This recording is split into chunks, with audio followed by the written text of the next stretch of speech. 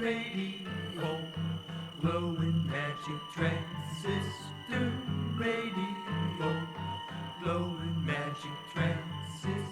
Hello, YouTube and YouTubettes. Welcome to another album review. Today I'm going to review the Postal Service album Give Up, released on February 19th, 2003. Studios included Dying Sounds LA and Computer World in Seattle. Under the label Sub Pop, produced by the Postal Service. This began as a side project between electronic music artist Jimmy Tamborlo and Ben Gibbard, the lead singer of Death Cab for Cutie, and all songs were written by the Postal Service. I think I discovered this browsing at a record store, Virgin Records, and from what I heard, it was a side project that wasn't that successful, but over time sold a lot of albums. They sort of worked together from about 2001 till 2005, and then they disbanded and came back in 2013 as a 10-year anniversary for the album. But as far as I know, they haven't done anything since then. The album cover is original images by Al Columbia, art direction designed by Jeff Kleinsmith. Colorful pictures that are cool. The front cover is a nice album cover, but kind of boring to me. It's a nice photograph, if that makes sense, but not a great album cover. But it is sort of a sense of less is more, I guess. But I would give this album cover a 7 out of 10.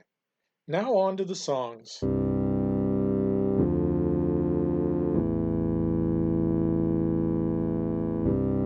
Track number 1 is called The District Sleeps Alone Tonight. And I like the intro, the first, 10 seconds. The sound of it is pretty interesting. I have to admit the electric drumming sound is a little annoying to me, but this has a very nice melody and some good vocals and a very poetic lyric. And so those are some of the things I like the most about it. And overall, I give this song an 8.0 out of 10.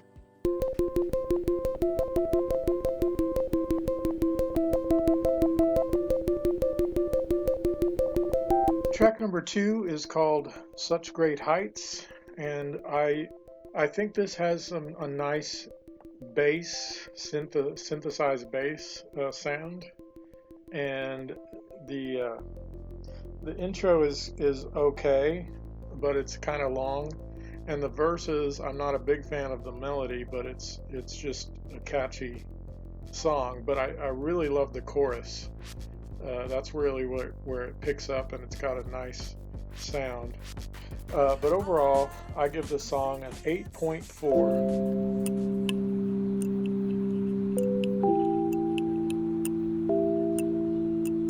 Track number 3 is called Sleeping In, and it has a beautiful intro to the song, and then sort of that annoying electronic drums comes in.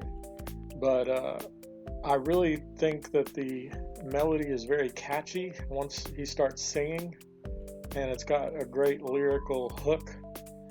This is a bit lower on the artistic side, but I think the bass, once again, the synthesized bass is pretty cool. This is definitely the catchiest song up till now, and the lyrics are very accessible and easy to understand. They're not as high poetically, but very catchy song, well produced. I give it an 8.2.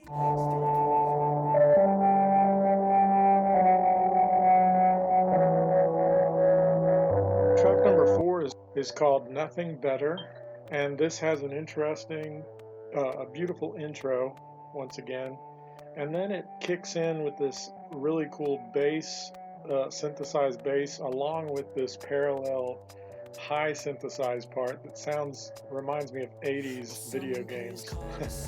And they kind of parallel each other the way they're played. I think it's a really cool sound, and the melody kind of works with it really well, and it's a very catchy melody, and this song does well with musical catchiness and artistically, and the lyrical hook is really good. And so this is a really nice song. Overall, I give it an 8.4.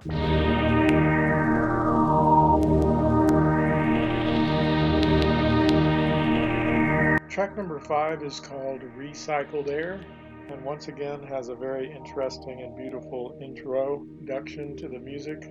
And I think that the drumming and melody is very catchy, very catchy.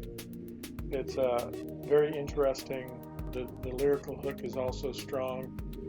This is just a very good song, I think, all the way around. There's really nothing below a 7 in my grading. I give it an 8.4.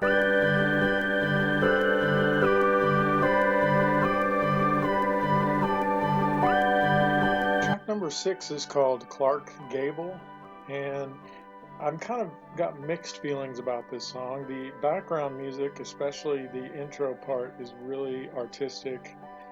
Then it comes in with the singing, and the melody I think is kind of boring, but also very catchy. So there's things about this song I love, things I don't care for very much. I think it's got a nice lyrical hook. It's not the most poetic lyric in my opinion. Does well production wise once again, but so far it's the lowest of all the songs by grade, and I give it a 7.8.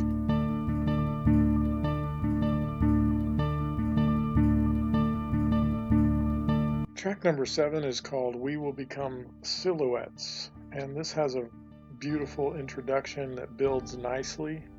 I love the accordion sounds coming in, which is something different, and the vocals, the melody is very catchy, and it's got some nice lyrics. So this is the best score that I have on the album, and I give it an 8.6.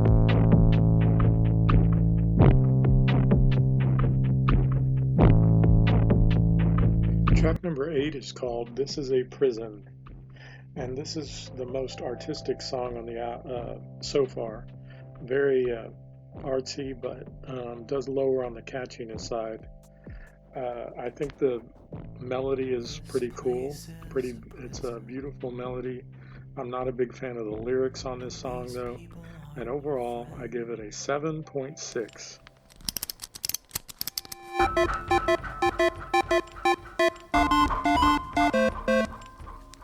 Track number 9 is called Brand New Colony, and the most interesting thing of this song is this beeping sound that sounds like 80s, early 90s video games music.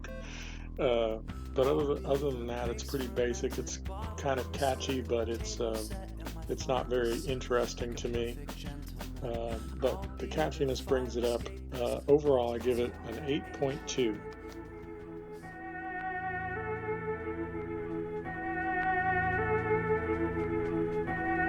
Track number 10 is called Natural Anthem, and this is the only, the highest artistically with a 10.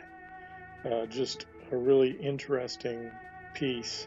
It's about 4 minutes in before any vocals and singing are in this song, and the melody is kind of strange, and so this is a really interesting song. A little less on the catchiness side. The lyrical hook is lower, but higher on the poetic side. And overall, I give this song an 8.0.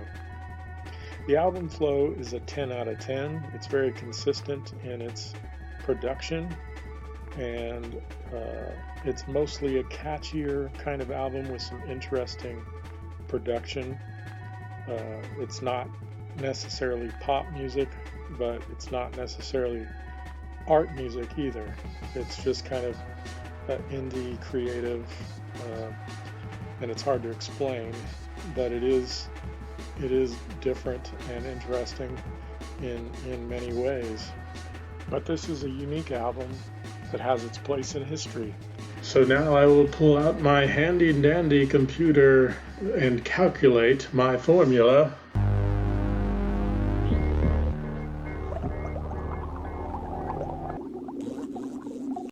and this album gets an 8.22 out of 10. Thank you and have a wonderful day.